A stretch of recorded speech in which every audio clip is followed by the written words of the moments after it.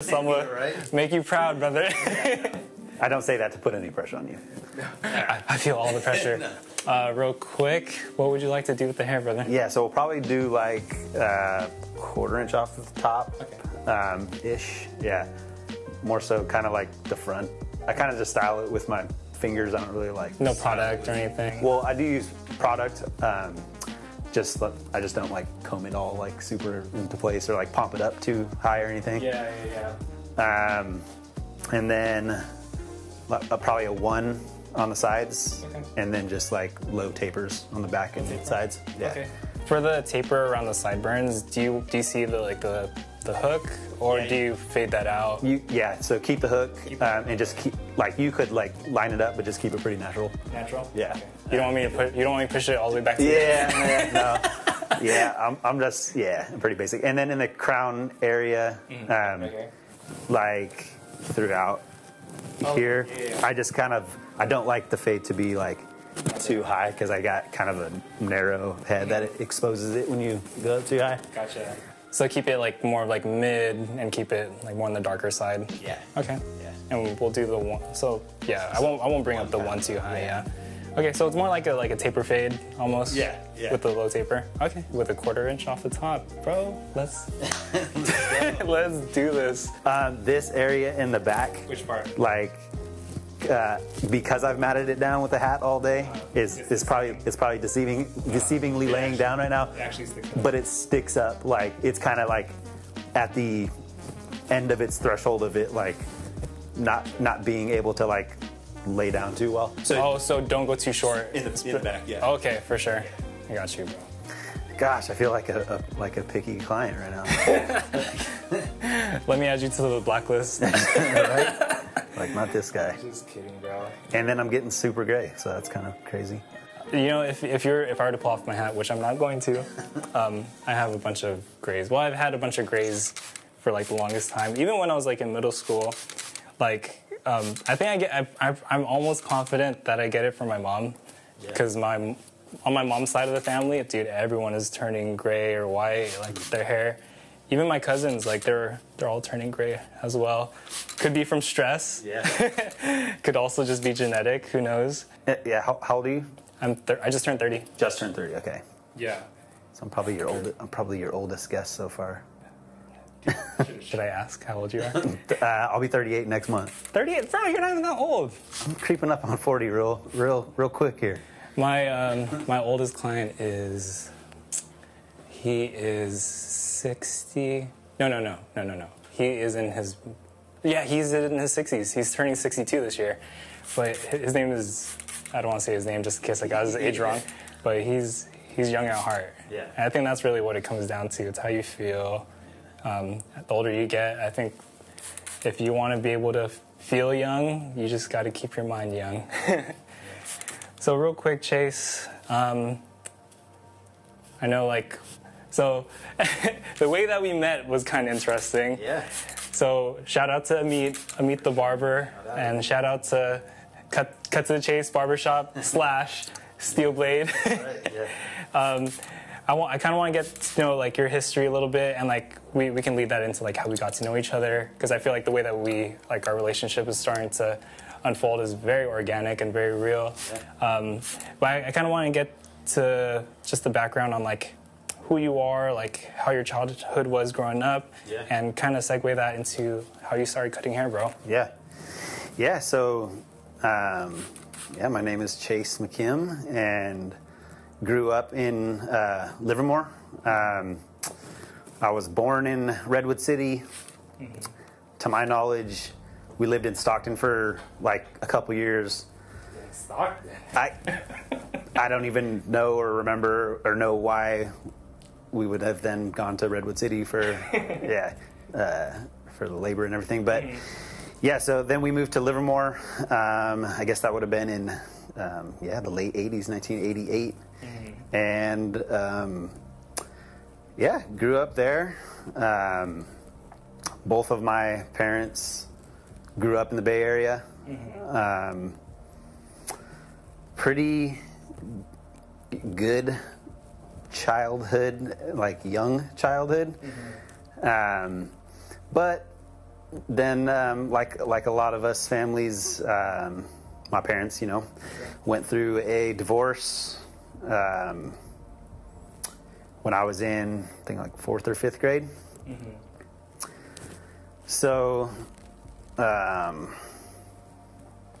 so I got some good, like, young childhood memories with both my parents, but then definitely have a lot of gaps in my childhood, I think, because of like kind of like trying to hide I think some of the trauma, I guess. Mm-hmm. And so my dad kept the house that we grew up in, and my mom moved out and was moving around quite a bit, all still within Livermore. Mm-hmm. And so I would jump around from house to house. I'd have a room at my dad's, and he always kept that home. Mm-hmm. And then my mom kind of like moved around a lot, so I always moved around with her wherever she was because I was a mama's boy. Yeah. Yeah. Doing that, the whole split time between the parents and everything. Mm-hmm. So when they got divorced, you were like 5th grade, so that's like 9 or 10 years old. Yeah. Yeah. How did for you, Chase? How did that kind of like? How did that affect like your childhood? Because you mentioned how you had gaps. Like, how did something like a divorce affect you when you were younger? Yeah. It's kind of hard for me to like not, like, I feel like I just have to share like a little more. Unfortunately, like, the divorce was, from an affair that my mom had on my dad, and so that was it was a pretty traumatic experience when my dad found out, because as a kid, right, and as a son, you look up to your dad, and your dad is like Superman, right? Yeah. And so I remember the night that he found out. Yeah. It was very very traumatic. Like I there's like bits and pieces that I remember, and then, like I said, kind of like, mm-hmm. I think our brain, a way of like protecting itself is like you kind of black out, a little bit. Mm-hmm. And so I remember I was down in the kitchen, and I heard like a noise that I never heard come from my dad, right? It was like a wailing, like a crying sound. Mm-hmm. And so I go upstairs, and I just remember like kind of like some chaos, like my dad like kind of like asking my mom why, but like in a crying manner. Mm-hmm. And so it was very traumatic that night, because that sparked that was the instance in my childhood where, like, I feel like me and my sister's childhood kind of got like cut short a little bit, because from there my dad he slipped into a depression, and that spirit of depression, like, if you're around it, you can feel it. Mm-hmm. And so to see, one of your parents that you're supposed to look up to for, for your emotional support, not be not really able to parent at his best. Mm-hmm.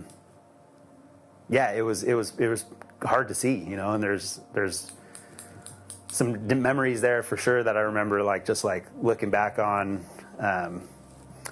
where my dad was just depressed and going through it because he lost the love of his life, and then so also like I said, being a mama's boy and trying to still just be there for my mom too, and because I still loved her to death because she was my mom.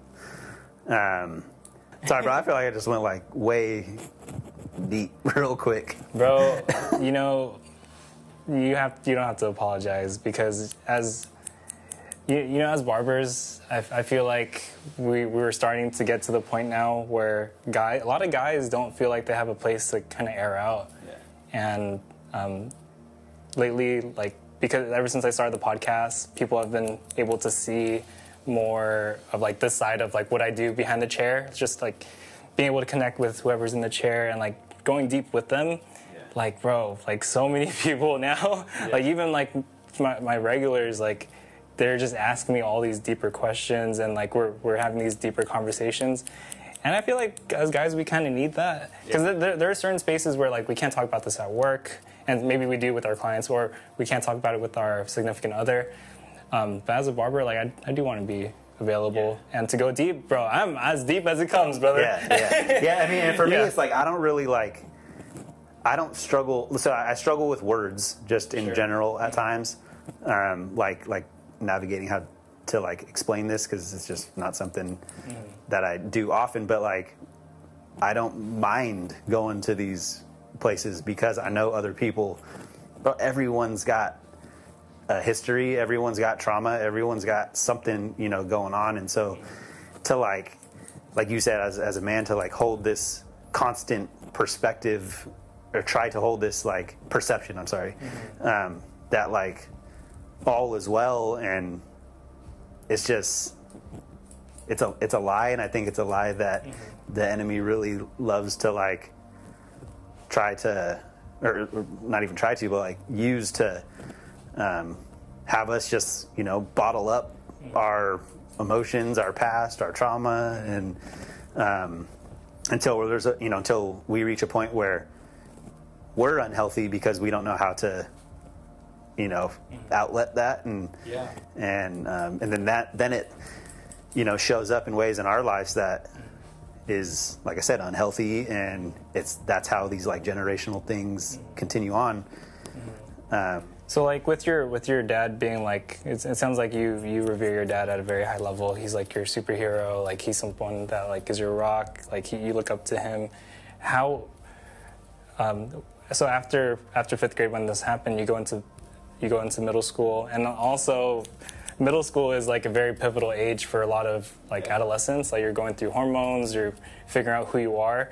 How did this experience kind of color your early adolescence?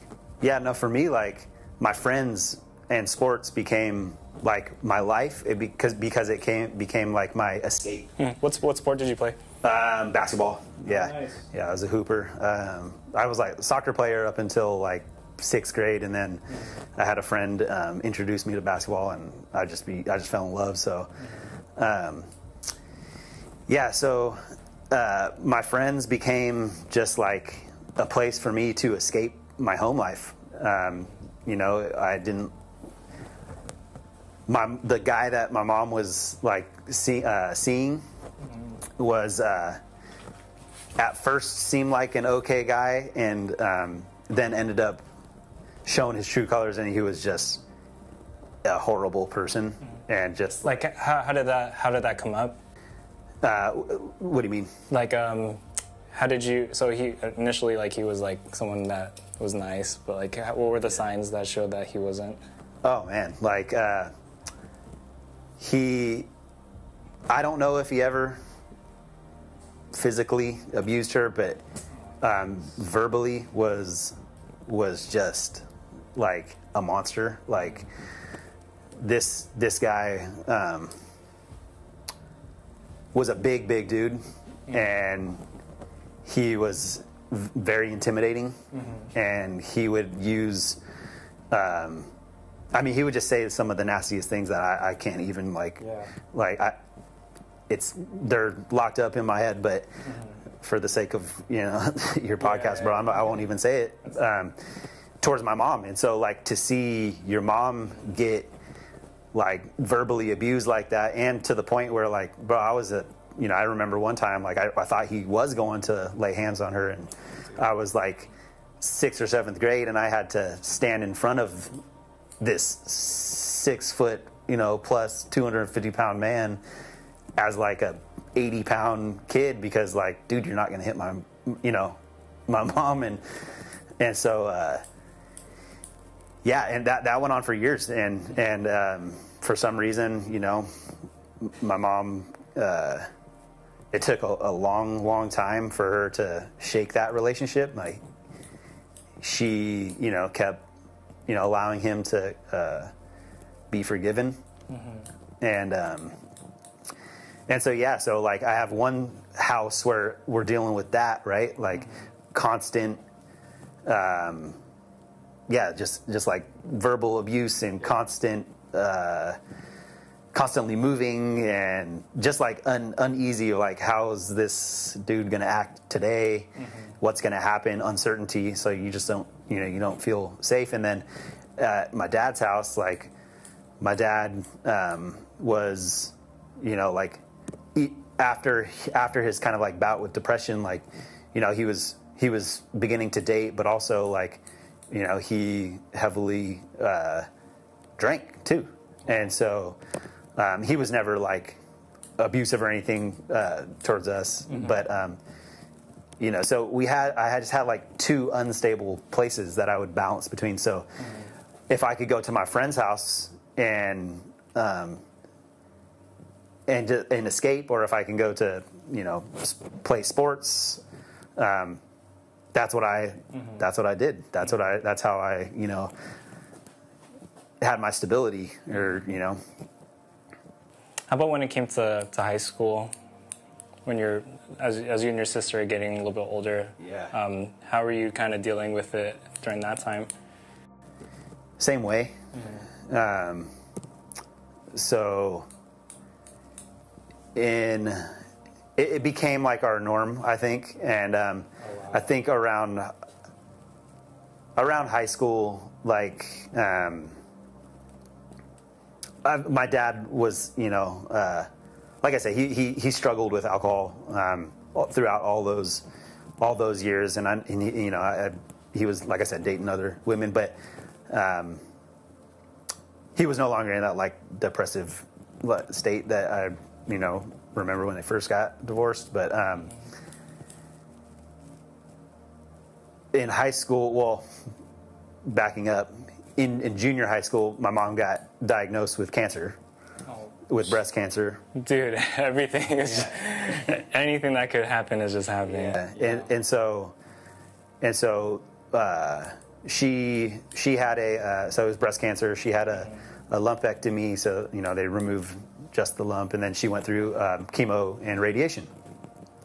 And this is also like, she was still with this guy, and so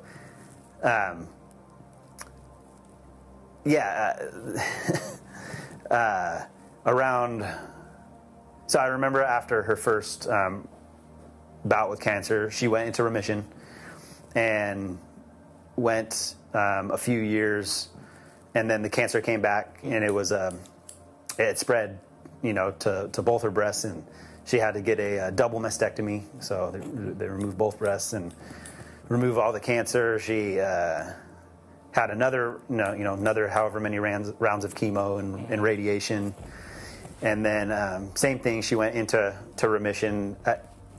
If I'm honest, Josh, I can't remember the timeline well, but I think this was around like my freshman year, that this second round of cancer.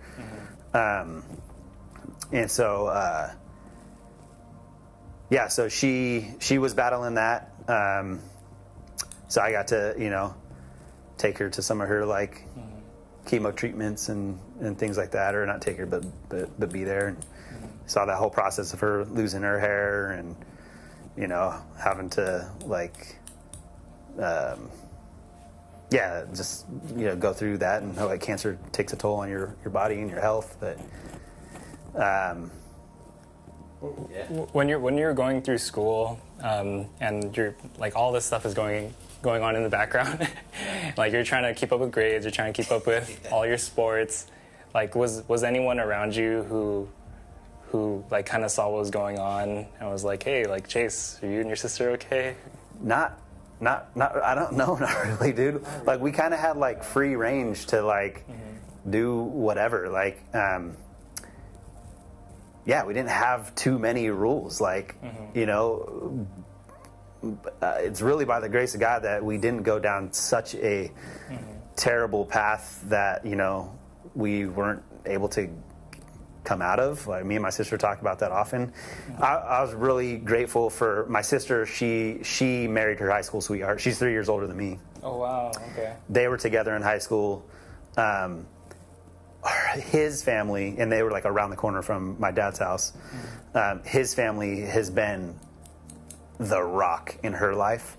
Like, so for my sister, I would say that was kind of like that version for her, like that stability was my brother, my brother-in-law's parents and family, and and so and my brother-in-law, he's been there through all of it with us, all those years. For myself, though, no, I mean, I was just.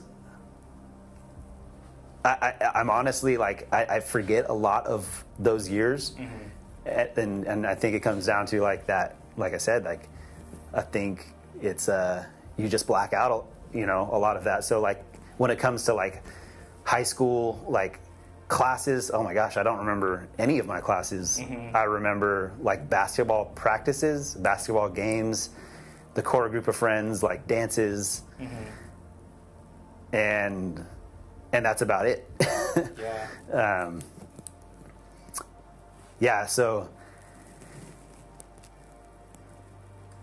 I mean, I know we kind of like went down like more of a personal road, but there's like beauty even woven in to all the mess, right?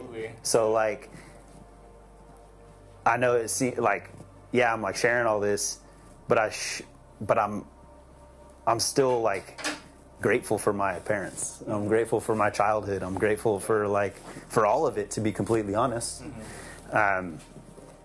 Obviously you don't like wish those things upon people, but it shapes you and molds you into like who you are. And so like through those years, I found barbering at a very young age. How old were you? I was probably like 10 years old the first time I used clippers. 10 years old. I had a birthday party at my house, and it was like 9 kids. I was thinking it was like I was in 5th grade or whatever, 4th or 5th grade. It was like probably 5th grade, and we were playing Truth or Dare, and like my mom had gone to sleep, and it was just 9 boys just playing Truth or Dare. We were like eating weird stuff and just whatever, like, and one of the kids dared another kid to shave his head, and I had a pair of clippers at the house, and so all of us except for the kid that did the dare all shaved our heads to a number 1. Just and your mom was sleeping the entire time? My mom was sleeping. We woke up the next morning, went out into the living room, and she saw 8 out of the 9 kids that was there with all shaved heads, and all their parents were about to come pick them up. So she like made everyone get on the phone and like call their parents and be like, "Hey, just a heads up, you're about to pick your kid up, or you're about to pick me up, and I got a shaved head." So no more sleepovers at Chase's mom's house afterwards. And so that was like my first experience with clippers. So it was like, okay, like I know what a number 1 is. And I was oddly like weird about my hair. Like, I mean, I would like have a tantrum if in the morning I had a bad hair day. I would throw the comb at the mirror, but I had this one barber like in Livermore. He was an old school barber. If you know where like the First Street Ale House is now, he was a couple doors down from that, and it was Dutro's barbershop, and this guy retired, I think, when I was in like 6th grade. But I always remember like going in there feeling like love getting my hair cut, love the way it felt like after, love the smells, the lollipop I would get after, just a real old school barber. And then when he retired, I started going to all the like large chain places and just kept getting like really messed up haircuts. And so I remember one time crying walking home from like Supercuts or something, and I remember just being like, okay, I have that pair of clippers. Like I said, I know what a number 1 is, so I know like what a I know the guards. I'm just going to cut my own hair and like fix this haircut. And so I went home and did it, and must not have done that bad of a job, because I remember like being like, all right, like I'm just going to do this from now on top, or do a 6 on top, 2 on the sides, or 1 on the sides, or whatever. And then from there, I just started cutting like 1 or 2 other friends. And yeah, I was literally like probably 12 years old. And then that just like, I remember showing them the mirror, like having them look at the mirror or something like that, and like seeing them like smile. And looking back, like I remember what that did to me. Like that made me feel really good, that they felt good, that I just like, gave them a good haircut, or a haircut. I'm sure it wasn't a good haircut. You can't argue with free. At that age. You can't argue with the free haircut, especially at 11, 12 years old. But then from there, like, I just became like the high school barber for all my friends. Like everyone on the basketball team would come over and I would cut their hair. Yeah. And then obviously, just the more reps you get in, the better you're going to get. And so I didn't use any shears. So I did everything just with the Walmart wall clipper set. They had the colored guards. I don't know if you remember those. Yep. Yes. I believe number 5 was like yellow or something like that, and then like number 2 was like teal or purple or something like that. And then number 1 was red. It was red. Yeah. Bro, when the half guard came out, because the half guard didn't even exist. It was changed like, the game. Yeah. And so so I was using everything out of just a $20 Walmart clipper set. When that set went bad, I would go buy another another set. No shears, no cool care. Bro, you were lucky if you got a garbage bag like forced over your head. But I would do that out of my dad's house. And so yeah, my dad had like a little like workbench in the garage that I would set my clippers on. He had a boat that he parked in the garage, and we still laugh about this till today, because like my dad's a pretty like particular person. And so he would get pissed when we would leave like hair clippings like around the garage and on his boat. Yeah. And so we still laugh about that today, because obviously like it led me to my now career. Yeah. Well, when you started barbering, or when you started cutting your friend's hair back in the day, like, did you kind of have like when you were like 10, 11 years old, did you have a feeling this was, hey, I can make a career out of this? Or was it just like, hey, let me just cut my friends for fun? No, it was 100% like, I just enjoy doing this. Like, so I see the barbers now, right? Yeah, like kid, like in the same position that I was in, and like cutting hair out of their garage or whatever. Bro, these kids are like charging their friends like 20, 30 bucks. And I'm like, what? Like, I just, like, I had one friend that like, he was a round table delivery guy. And so he would bring me like a pizza and I would give him a cut. And that was like, I'm getting blessed right now with like a Maui Wowie pizza or whatever from Round Table. And yeah, occasionally someone would bring me like a super burrito or something like that. But there was never any point inside of me that I was like, this is a career, I'm going to charge people. No, I just like enjoyed doing it. And so that carried on for years and years. And I had people tell me like, yeah, you should become a barber. Like, you're really good at it, blah, blah, blah, and makes you happy. And I was always just like, no, this is just something that I like to do on the side. It's just a hobby, blah, blah, blah. I remember my mom telling me, like, we have, my great-grandfather was a barber, and my great-uncle were barbers. And I never met either of them, but I remember her saying, like, yeah, like, it's in your blood, like, blah, blah, blah. And, yeah, but no, for me, like, it just stuck with me, and I always cut my own hair, and wherever I would, after high school, I moved to Fresno for a few years, and, like, I would meet people out there, and had a couple, clients that I would take care of on the regular out there. Not even clients, just friends.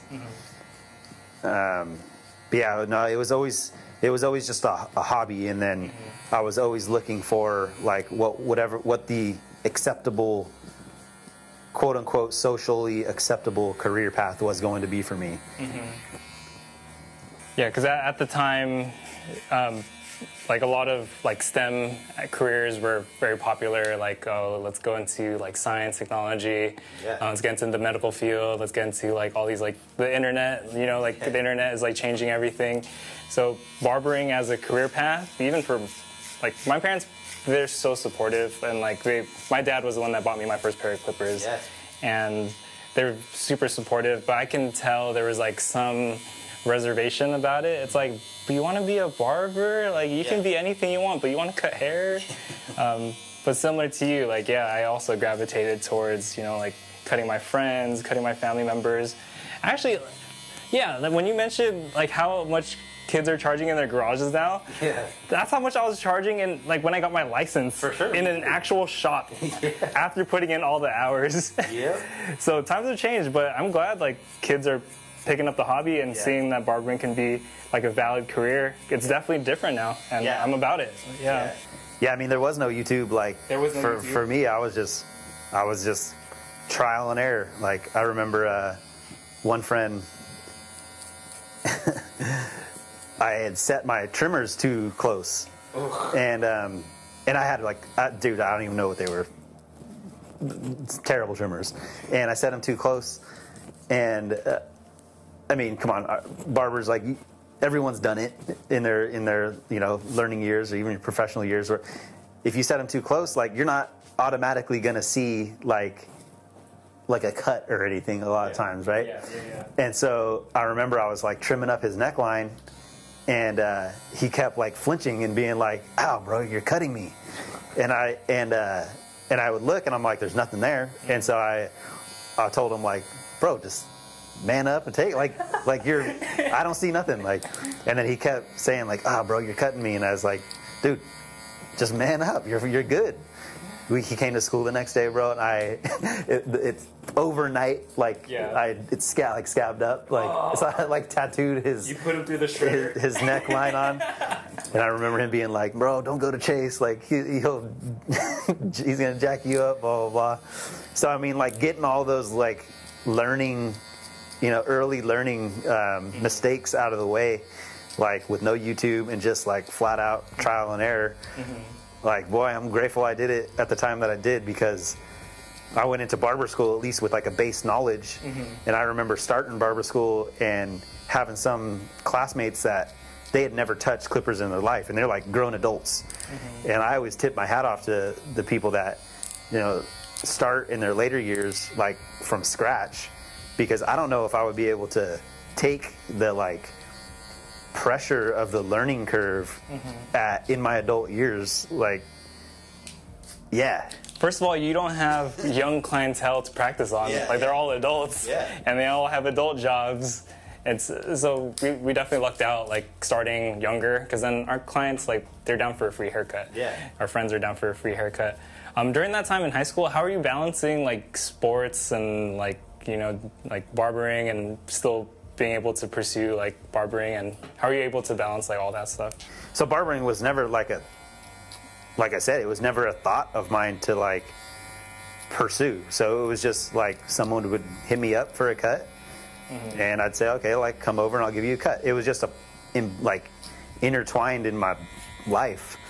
And so basketball was for sure at the forefront. Like, I wasn't a great student. And minus like one semester, like, I did everything that I needed to do to maintain, I think it was like a 2.0 GPA. So I would just like make sure that I had enough of a GPA to be able to play basketball. That was my life. I mean, this was like during like the and one mixtape days. So like, man, we would go to practice and then leave practice and go to like the park and play street ball until the sun went down. So like, that was my identity. Like, I never messed around. Like, it kept me out of trouble. I think that's also like something I'm grateful for. Like, you know, a kid who's searching for something that he's not receiving at home can easily find it in, you know, some bad areas. And for me, that kept my youth and kept me like out of trouble through high school, at least. Because after high school, you know, that story changes a bit, but through high school, at least, like it kept me, it did give me like a couple really good role models in my basketball coaches. Some good, you know, men in my life to be able to like look up to and respect. Yeah, so it was never really something that I was like juggling. It was just always something that just I fit into my life. Yeah, so walk me through a little bit like post high school and like as like you graduated high school, like what was going on in life around that time? Yeah, so for me, like, so my senior year, my mom lost her battle to cancer. So she passed away in January of my senior year, so about 6 months before I graduated. And so for me, that was a really like tough time, and quite honestly, once again, I forget a lot of that time there. But I remember my sister really kind of stepped in as like, she wanted to step in as the mother role, because she's 3 years older than me. I love my sister to death. We have a fantastic relationship, and but she was only trying to like not force upon me, but like lead me into the direction that she thought was good for me, which was college.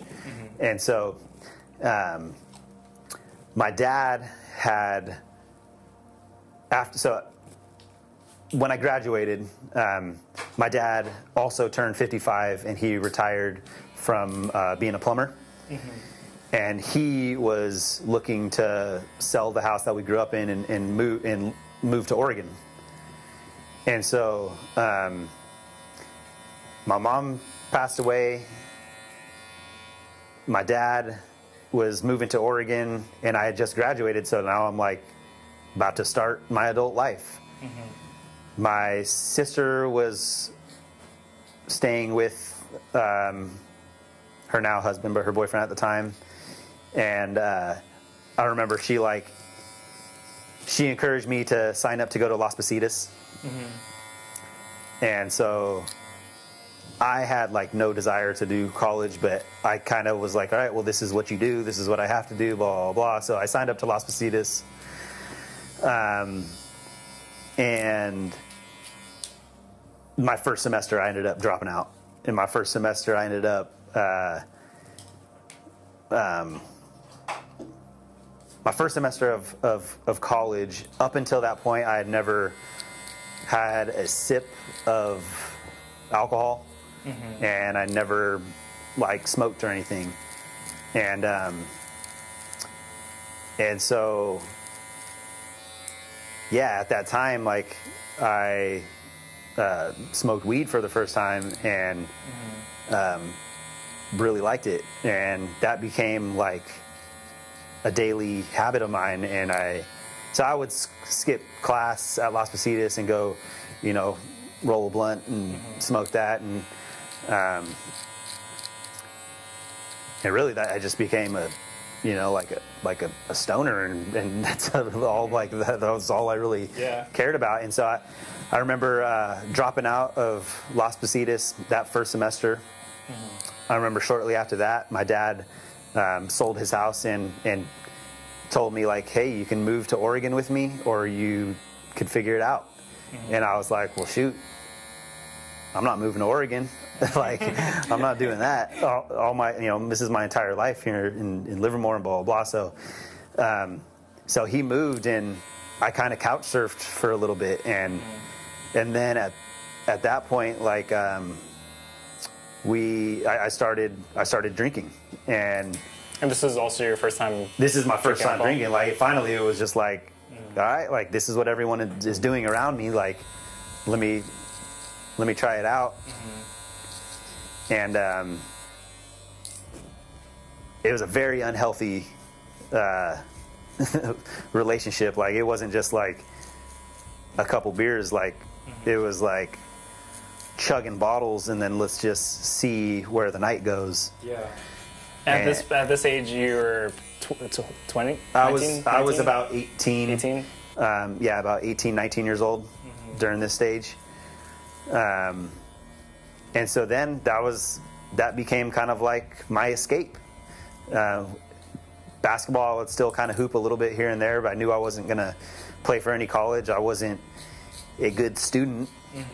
And I was working in like the restaurant industry at like a pizza place, delivering pizzas, and I'd have like a cup of Captain Morgan and Coke, and I'd go deliver pizzas and drink that and get off and smoke. And then that night or that weekend, like the friend group that I have, and I love them to death, but we were all just kind of like broken kids leaning on each other and creating these very toxic lifestyle habits, you know?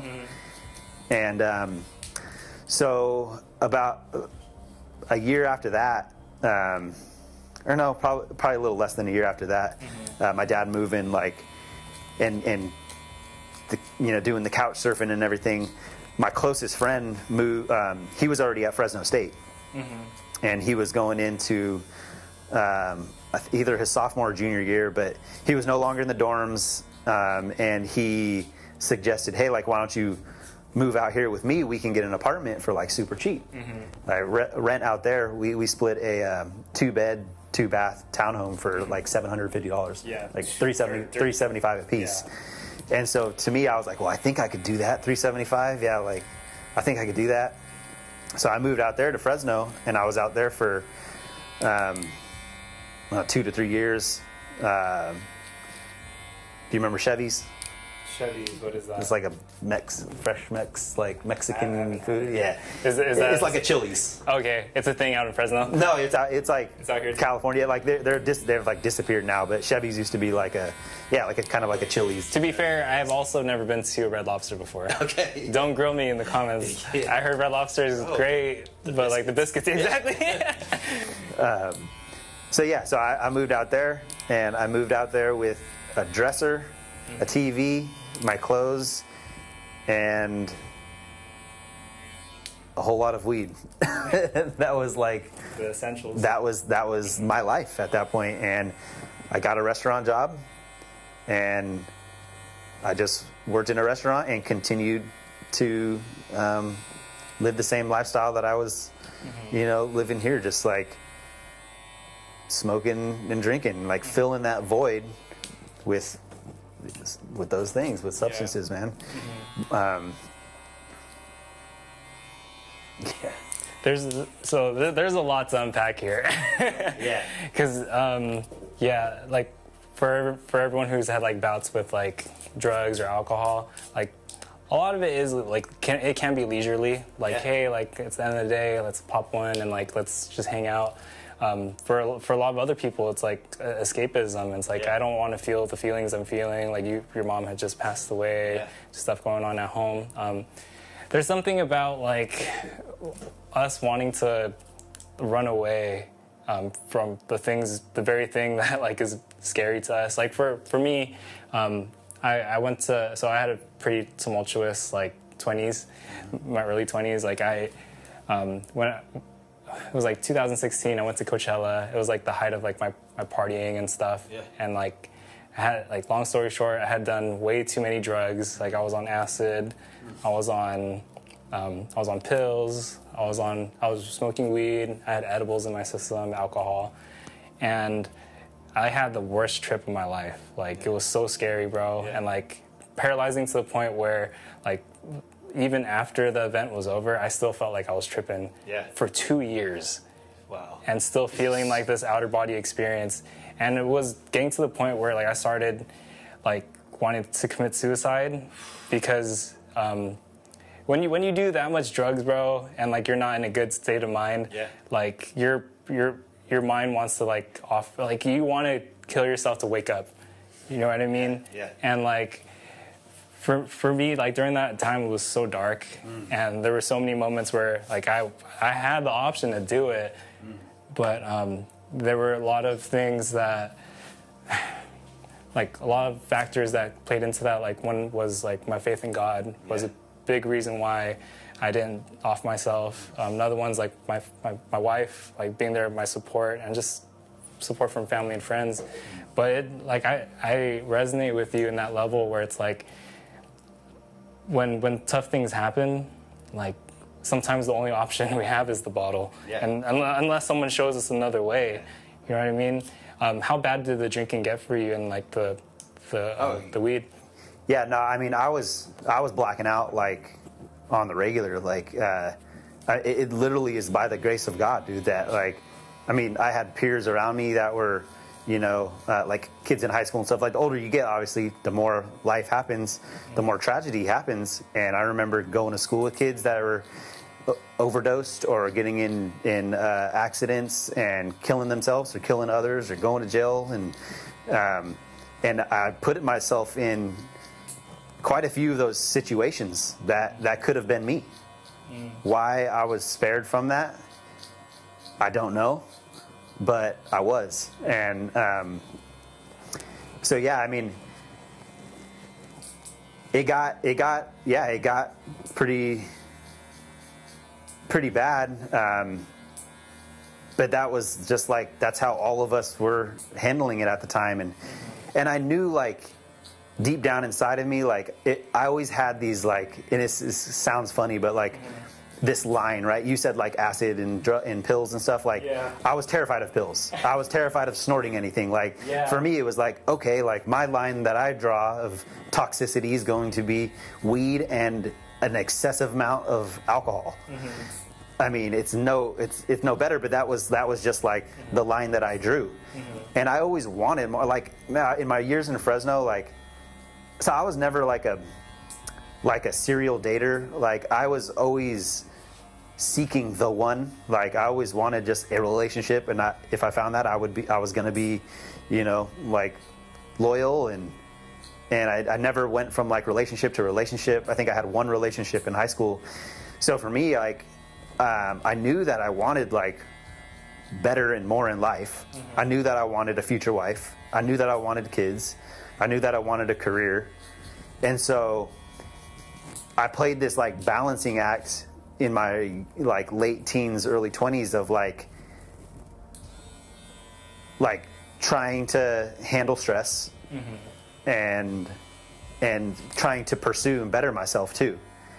And I remember like other parents in our friend group, like I remember them specifically saying like, Chase, you're like an angel. You're like an angel kid.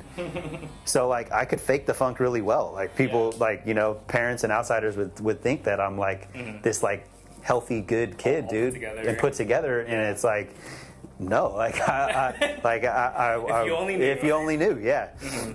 But I wanted better for myself. So after Fresno, my buddy graduated because I kind of, you know, told him that like we would live together until he gets close to graduation is when I moved back. I did not like Fresno. I felt like I just was struggling to just like find friends and like everyone there. Like I was living there, but I wasn't a college kid. I wasn't going to class. I didn't really have these outlets to like find social groups. And so I always felt like I was just like searching and seeking like this friend group and was never really accepted into anything. So I just couldn't wait to get back to Livermore. So when I came back, I had transferred to the Chevys that was in Livermore.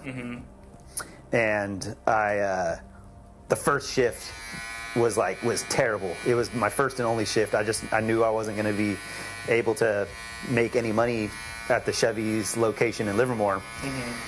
And so I asked my good friend who was working at a new restaurant in downtown Livermore called Simply Fondue.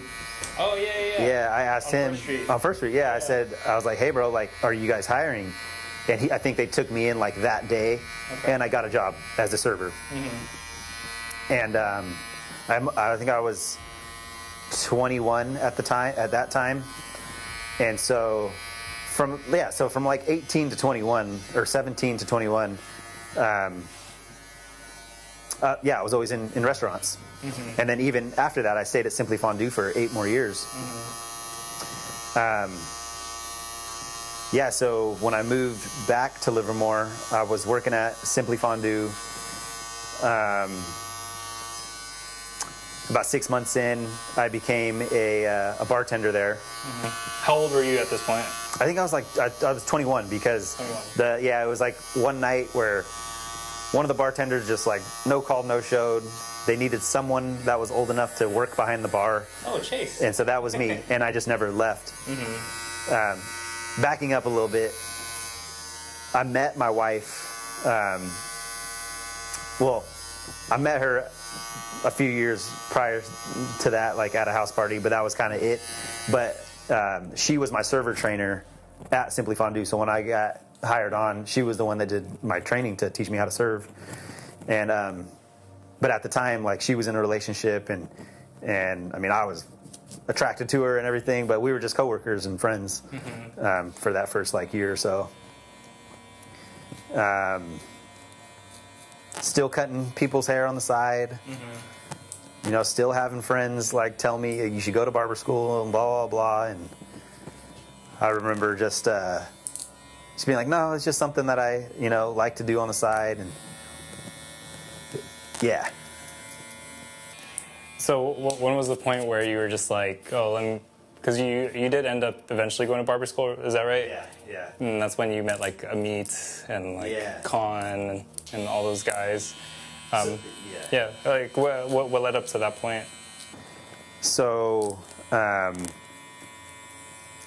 a year into Simply Fondue, me and my wife, started dating, and fast forward a year or two in our relationship, we moved in with each other, and so we were living in a apartment in downtown Livermore, and she was in the restaurant industry, I was in the restaurant industry, she was also going to school. At this point, I was like, okay, like, I was still struggling, like, I was content because I was content in my relationship, but I was still struggling, like, at the wedding that we would go to, or at the big event, like my issues with alcohol would come up like during those times. Like, so I wasn't like, I had my wife, or my girlfriend, but I didn't need to like seek alcohol like I was without her, if that made sense. Yeah, a lot of sense. And she didn't like weed, so like, I remember in the beginning of our relationship, I would try to hide it a little bit and then like get on the phone with her and be just like struggle to have a conversation and be like, okay, like I can't be doing this. So I like eventually that led to me, stop smoking and everything like that. So we're dating. Fast forward to like 22, 23, 24, I start like feeling this like, okay, like I know that I want to marry this woman, but like I want to be able to provide for her, and I don't want to just like I shouldn't say just work in the restaurant industry, but I don't want to be a bartender for the rest of my life. Yeah. And so I started exploring like career options at this point, and so I re-enrolled at Las Positas for the fire science program, and I attempted to become a firefighter. Got through the majority of like the fire science program there. Went through all my EMT, and then just realized that that path wasn't really for me either.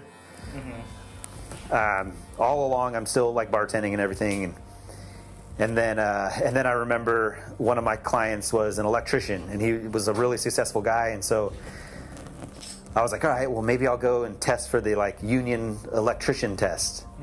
So I went out to Santa Clara and took the union electrician test, and all this time I'm like, I'm trying to like find the quote unquote like good career path, right? The thing that's going to provide for my wife and my future wife and family, and none of these things like I'm succeeding at or feel like they're gonna fulfill me or anything like that. And so I really just began to like just be super disgruntled as a bartender. Like I was on about like year 6 or 7 at this point, bartending, and I was just like lost. I was getting snappy at people because they would come in and say like, so like what else do you do? You know, like do you go to school or something? And I would get super offended and be like, nope, I'm just a bartender, you know. But I was upset because I didn't, you know what I wanted to do, and so at this point, me and my wife or me and my girlfriend were 5 years in to our marriage, and so I knew that I wanted to marry her, and I wasn't gonna let like me not having a career slow that down. And so 5 years into our relationship, I asked her to marry me, and then through our wedding planning, this is kind of like what led me to like my I guess like realization that barbering could be a career for me.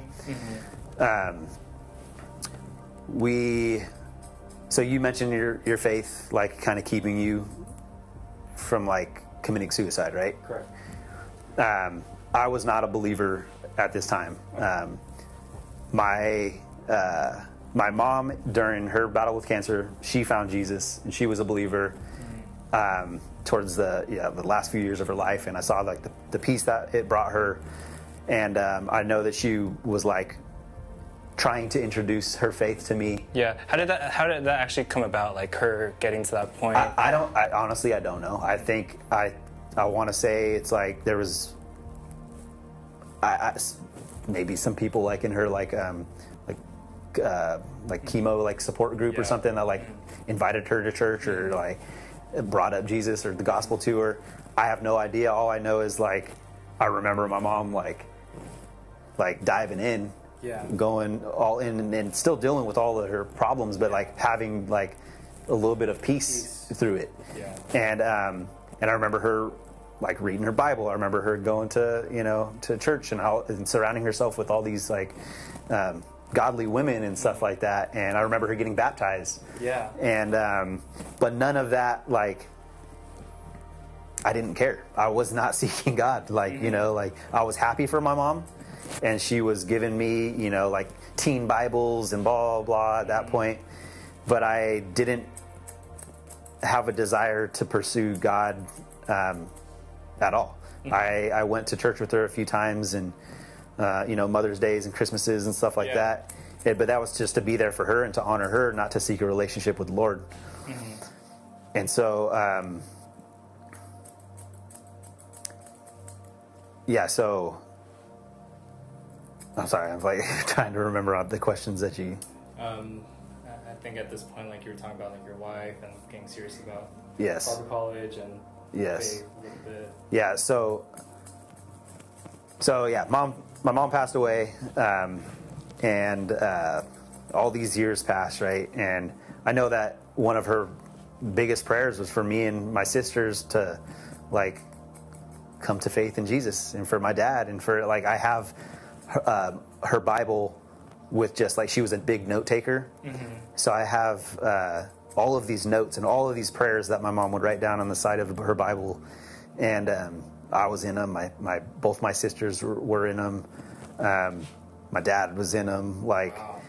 Even like the toxic relationship that she had been in, she was like praying for him, and so.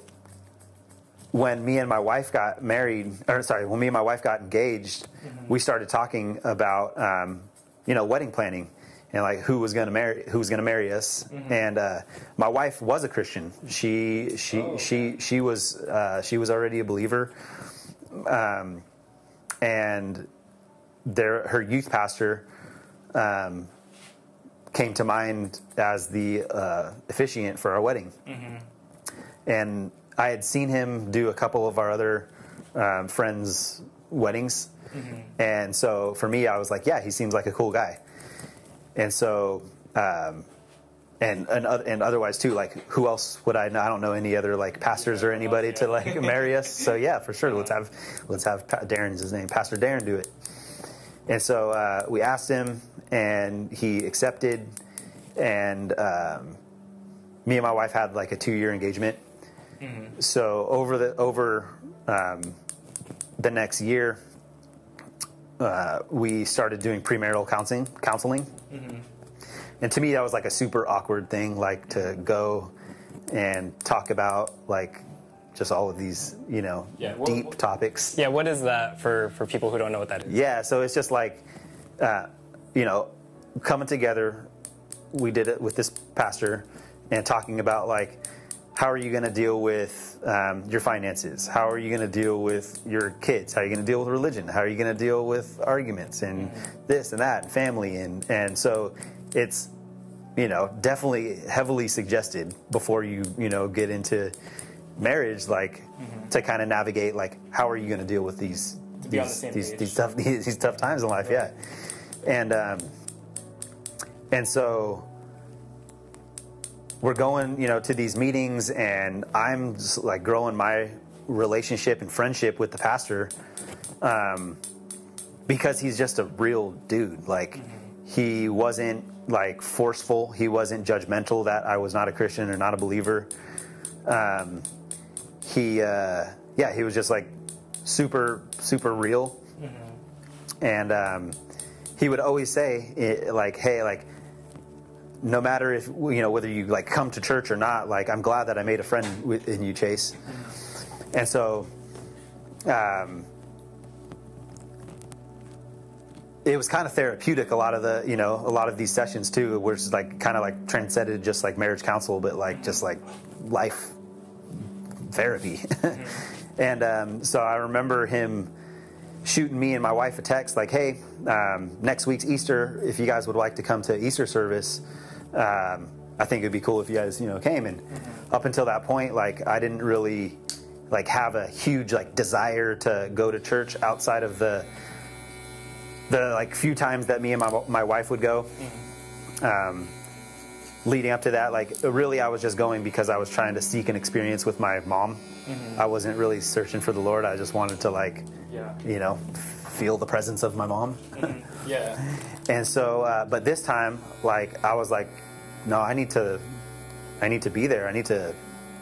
It was different. Like, I felt like this yearning to go. And so, Easter came, and I woke up that morning, and we had gone out the night before, and honestly, I drank like heavily the night before, and I woke up and I was like, I still had this just desire that I needed to be there. And so I got myself together, and me and my wife went, and then he was preaching, the gospel. He was preaching Jesus' death on the cross and his resurrection and what that meant for us, that put our belief in him. And man, as he's preaching this, like, I'm feeling like the legit physical battle between my flesh and my spirit, just like it talks about in the Bible. And I feel like my spirit saying, like, surrender yourself to me.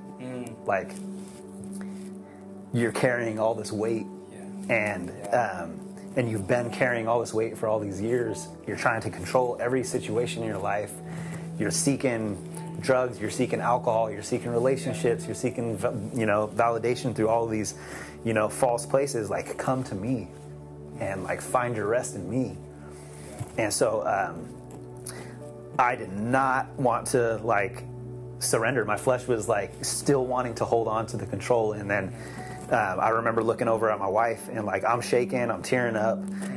He does an altar call, and he's asking if anyone wants to surrender their life to Jesus to come up front, and he'll pray over all of us. And like, I felt like before I finally gave into the Spirit, I felt just like chains, just like shackles, just fall off me, bro. And I felt the Holy Spirit just fall upon me. And I was a hot mess, because it was like 29 years of just, trauma and control and just brokenness, just laid at the feet of Jesus. And so I came to Christ that day, and I remember like going outside, and like everyone talk, like not everyone, but I hear people talk about this a lot. Like, after they come to Christ, like everything looks different. People look different. Colors look different. Like there was a clarity because I finally found what I was looking for. I finally found the void filler. Wow. And I had such a void in my life. Yeah. And so like, man, like people would look different. Like I would see them and see that, dude, this is a child of God. Like, you know, it made me want to like treat people differently. And so within this same week, like my whole life's shaken up. Like my wife, or my future wife, she just saw something miraculous happen. She can see the change in me. And I don't really know what to do with it. I start like going like picking up my mom's old Bible and like desiring to read it. And it all became true to me in that moment that like, wow, like Jesus really died on the cross for us. And he's willing to, you know, take all of our burden and all of our pain. And I'm just in awe of that, like, of that truth and that love. And one of the coolest things that happened in that like week period of getting saved was he put barbering back on my heart, or not back on my heart, but he brought it to the forefront of my heart to go, Chase, I've been training you since you were 12 years old. I've been honing in your skills. This is not just a gift that you're good at. Like you're good at doing it. But this is my purpose for your life, is to be able to reach people through barbering. And that smile that you felt at 12 years old when you would give your friend the mirror, like that's a passion that I put on your heart. There was something there. And so it wasn't just to make money, like I said, or anything like that. And so, man, like that was the clearest thing that the Lord, like one of the clearest things he had ever shown me was like, go down this path of barbering, bro. Like you can make this your career. You can provide for your family like this. But not just that, you could touch people's lives. You could speak into people's lives, and you can minister to people. You don't have to be a pastor speaking from a pulpit to be able to do that. You can do that from behind the chair.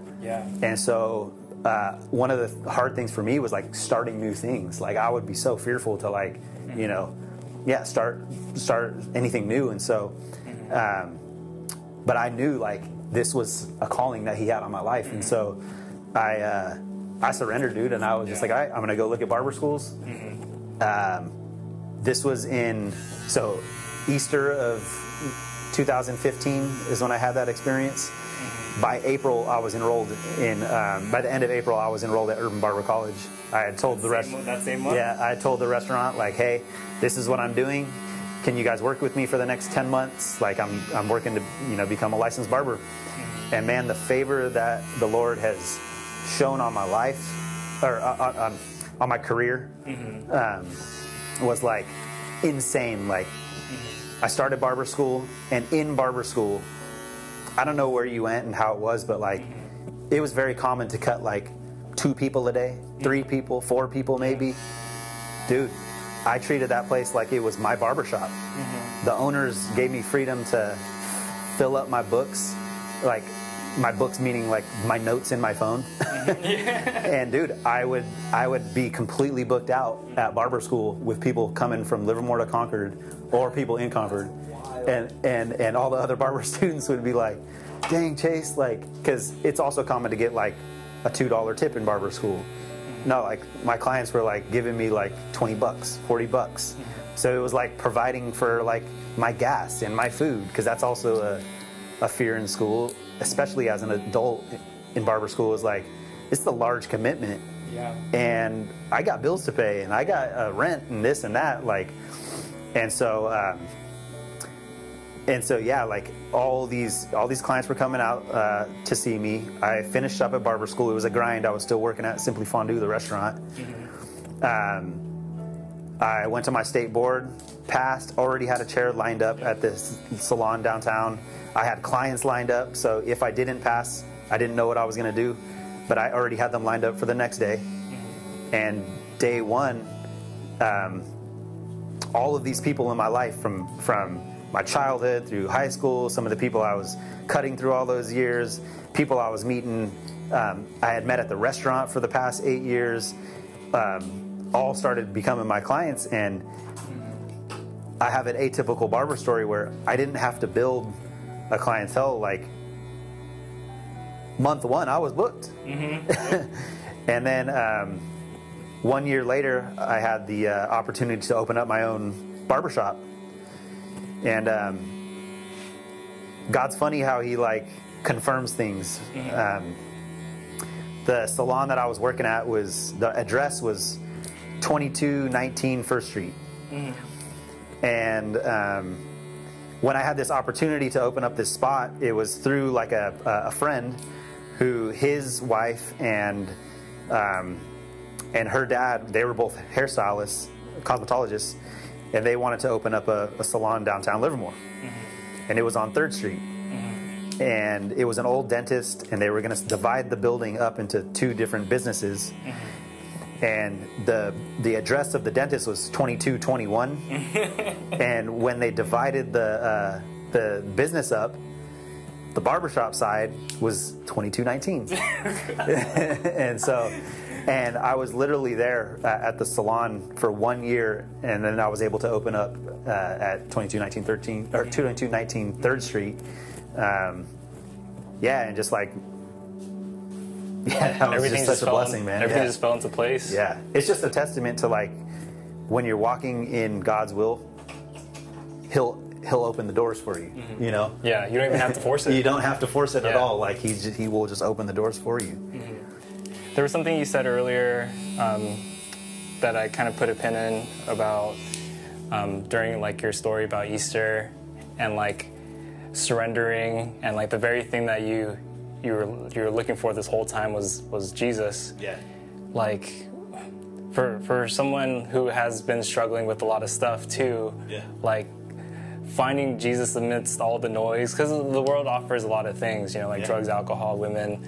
Why is it hard for a lot of people to surrender and just, hey, I give up? Like surrender. Why is it so hard for us to surrender it all to like God? Yeah, because we want to be the gods of our life, man. Like it goes back to, it goes back to the garden, you know, with Adam and Eve. Like, you know, the serpent tells, you know, Adam that, or tells Eve, like, you can eat from this tree, like, you know, because God's telling you not to do this because He doesn't want you to know what He knows, and you know, making her doubt. Yeah, making her doubt, and just in putting lies in our head. And so, it starts there, and then, all throughout human history, it's just like we would rather do things our way. Yeah. Right. It's hard to be able to like give up control because it takes, you know,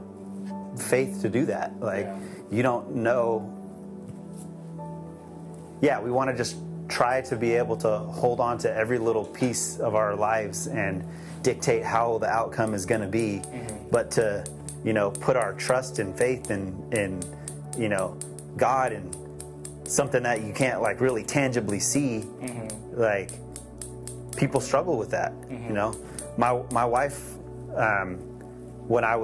when we were dating and engaged, like she would say things like, oh yeah, like God is giving me a piece about this, and God is telling me this, and I'm like, what are you talking about? What do you mean by that? What are you talking about? Like, yeah, because when people say I hear from God, it's like, is He actually like audibly talking to you?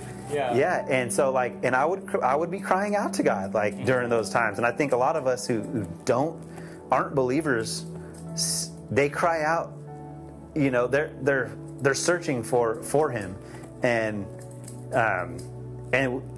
we cry out, but we also don't have the like receptiveness to see and hear from Him when He is trying to like tug on our hearts and like reveal Himself to us. Like all those previous times in church, like I said, like I remember now looking back, like I would have these like quote unquote feelings.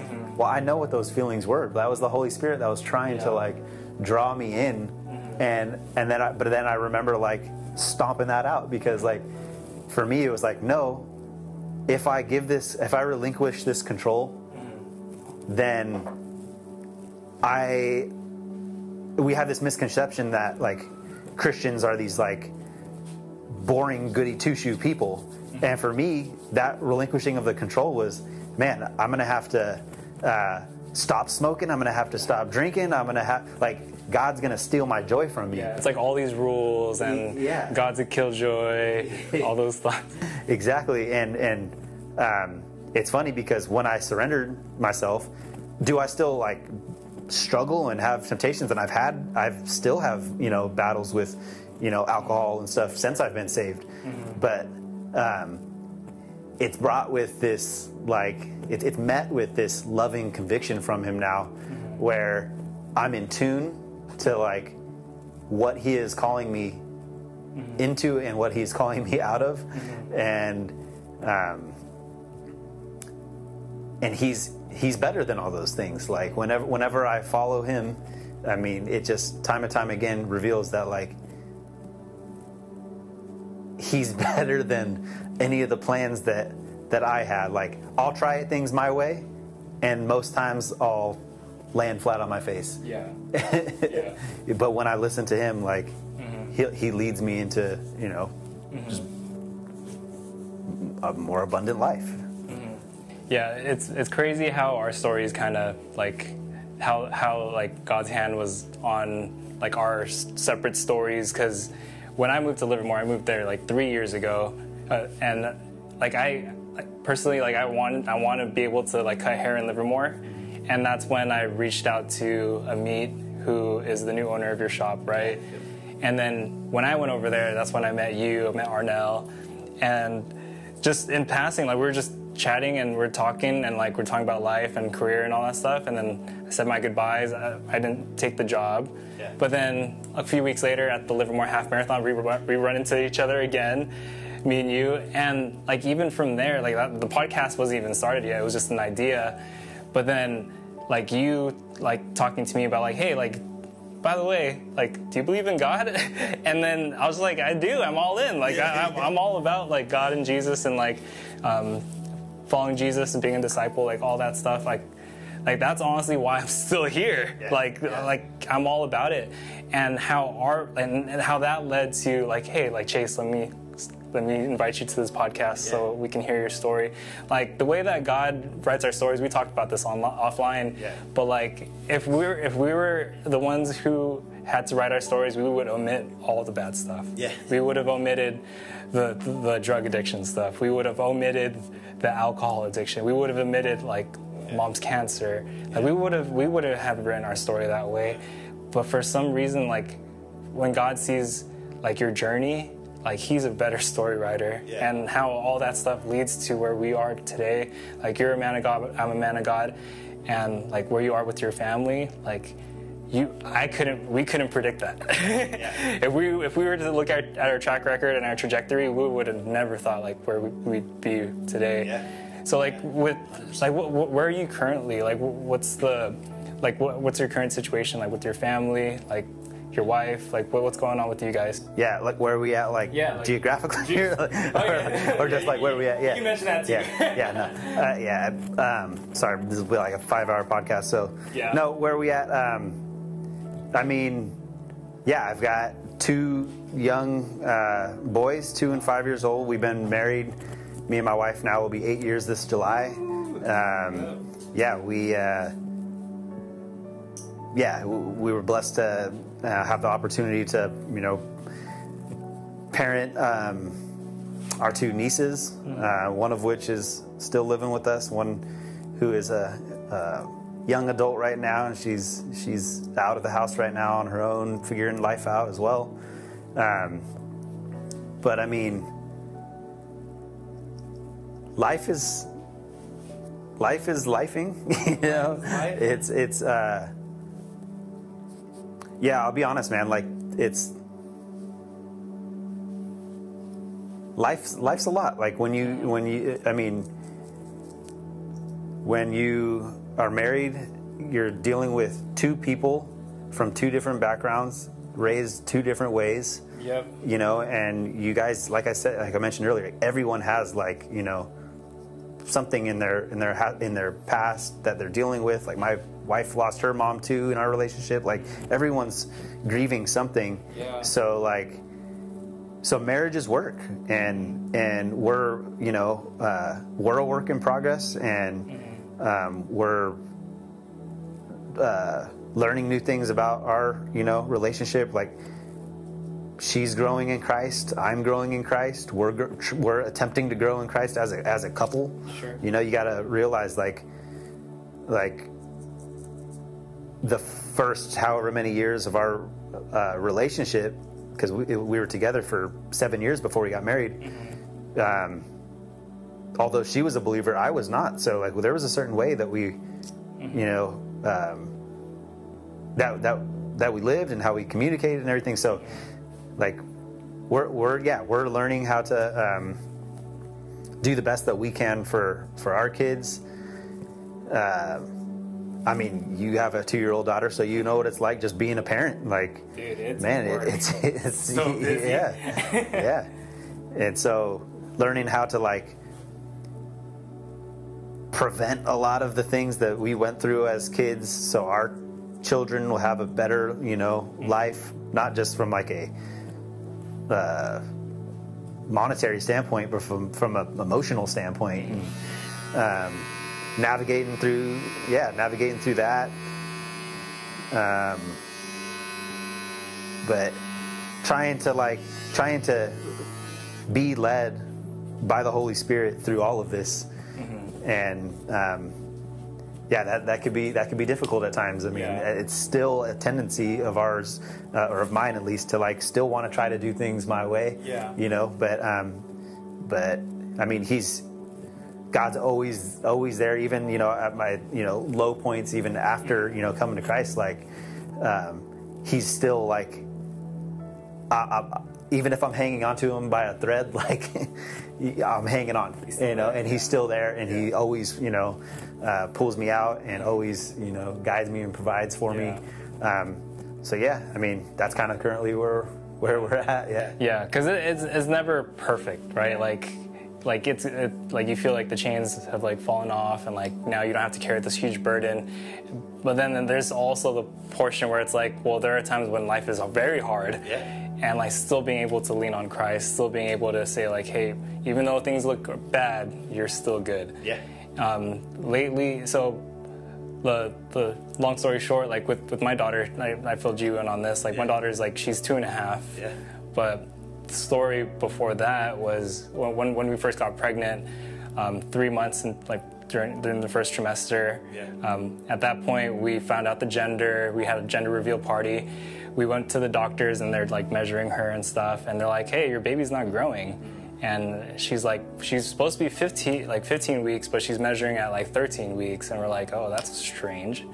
And then a couple weeks go by, and they're like, "Oh, she's supposed to be 17 weeks, but she's only 15 weeks measuring, And then there's like a litany of other things. Like at one point they were saying that like there's not enough amniotic fluid in my wife's tummy. They were saying that like like she has a club foot, she has a horseshoe kidney, just a bunch of like stuff that we can't control, right? And so there was a point where it was around the second or third trimester. At that point, the doctors have repeatedly told us, like, hey, like, do you want to abort? Go next week, hey, do you want to abort? Hey, the next week, do you want to terminate? And I remember, I'll never forget her name, Dr. Nightel. She sat us down, and she was like, hey, do you guys want to abort? And then we're like, no. And then she was like, wait, what's your baby's name again? And we're like, oh, her name's Kalea. And she's like, yeah, there's a high chance Kalea's not going to make it. And I remember many times, like, just leaving the hospital, like, just defeated. And, like, for my wife, Steph is strong. Like, if you ever meet her, Chase, she's so strong. She's, like, emotions are, like, well-regulated. Like, she's a strong woman. And, like, to see her, like, just break down and cry and be like, why us? Why us? Fast forward to, like, the delivery. Like, even up until that point, we're just, like, holding our breath. And they said that, like, hey, if she makes it through utero, there's a high chance she won't make it through the birth canal, and she'll pass away in the birth canal. If she makes it out of the birth canal, if she makes it out into the world, she won't last like 2 hours. If she lasts 2 hours, she won't last 2 years.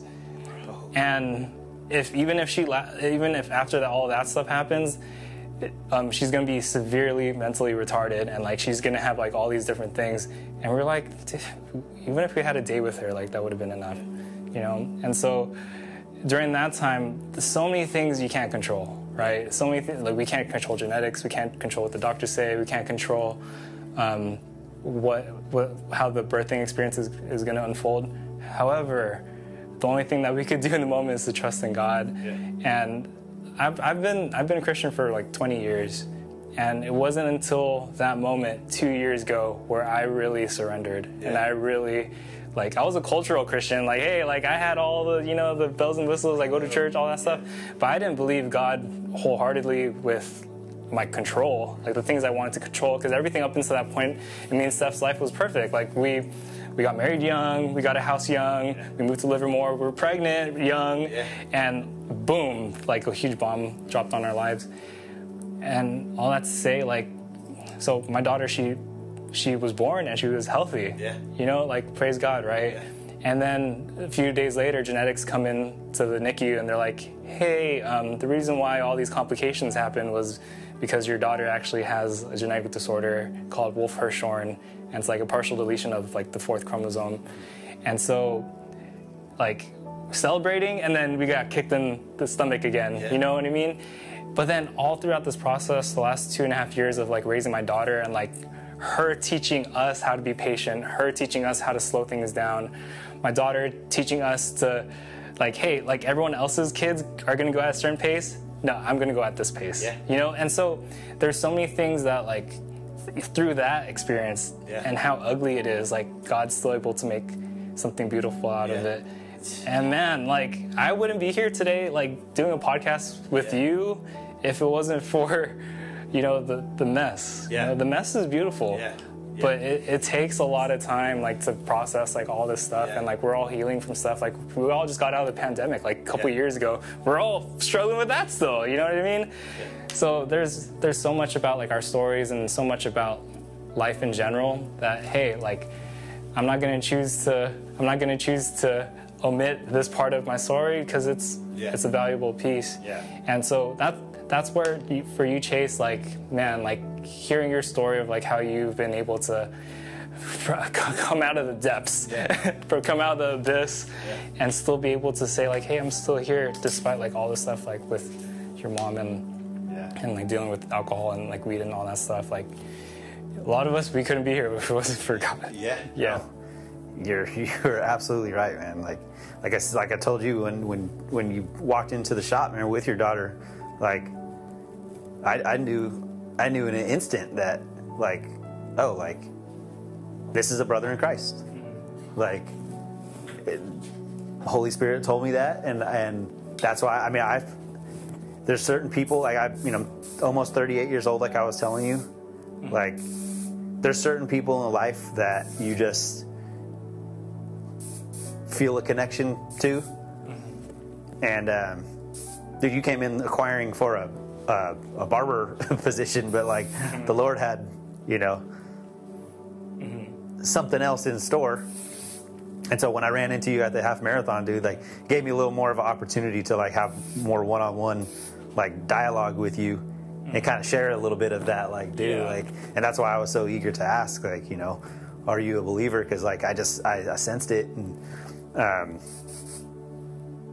it's beautiful, man, the bond that we have in Christ. And that's something that, like, I learned pretty early on. Like, I have friends that I've had forever, right? A lot of the friends that I went through a lot of those, like, rough years with, they know everything about me, right? And then, and we have a lot of common interests, right? Like basketball and hip hop and whatever, like, right? You're gonna gravitate towards those people a little more naturally. It wasn't until, like, my first, like that Bible study that I became a part of, that there was this guy there, and he was, like, a little awkward. He was talking about Pokemon. I'm not into that, bro, like, at all. If you know anything about me, it's like, I'm not into, like, sci-fi. I'm not into like animation. So from a world standpoint, like me and this guy have nothing in common. But when we started talking about the Lord, that connection that I have with him as a brother in Christ, I am more connected to this Pokemon loving, you know what I'm saying, like awkward dude because of our bond in Christ than I am with anybody in the world, even though we may have like worldly interests that we, you know, get along with. So like I sense that about you, and it's just grateful to like cross paths and wherever this, you know, goes. Obviously I'm in Tennessee now and stuff, but like wherever this goes, like man, I pray that it, you know, like continues to blossom. And I love what you're doing with the podcast, and I appreciate you letting me just come and just like blah all my life stuff, bro. I feel like a hot mess. I feel like that was like straight up just like therapy or something. But I love what you're doing, dude, with the podcast. And thank you for that. What's a word of encouragement for, say, like someone listening? Like what would you say to the younger Chase? The younger Chase. If he was in the room right now, like what would be something you'd want to say to him? So like ultimately, I wouldn't change my path, you know. But if I could, it would just be to surrender to the Lord, like at a much younger age. And the reason I say that is because like all of the things ultimately that led me to Christ, I am grateful for. But like you got to understand that like a lot of the world that I experienced, like the sin that I experienced, sin is fun. Like the reality is sin is fun. Partying, you know, drinking, doing this stuff, it's fun. It gives you like temporary happiness. It doesn't give you the full joy that Christ does, but it gives you temporary happiness.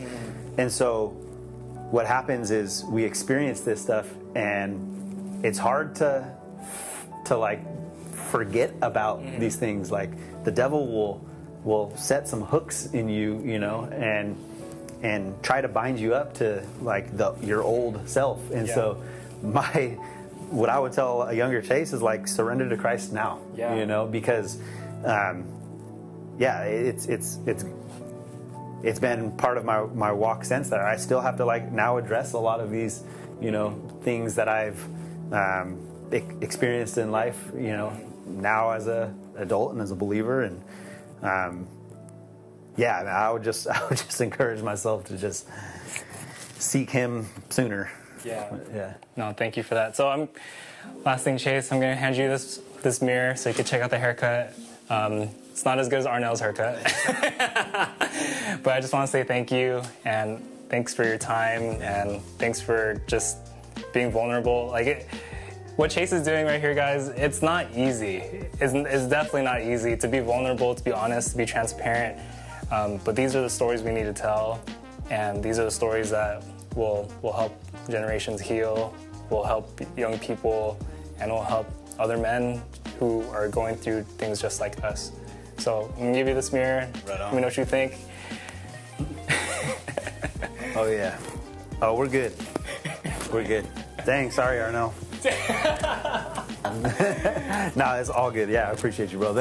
Thank you. All right, well, thank you guys for tuning in. This has been The Green Room with Josh Pambid featuring Chase Mckim. Is that how you say your last name? Yeah. Chase Mckim.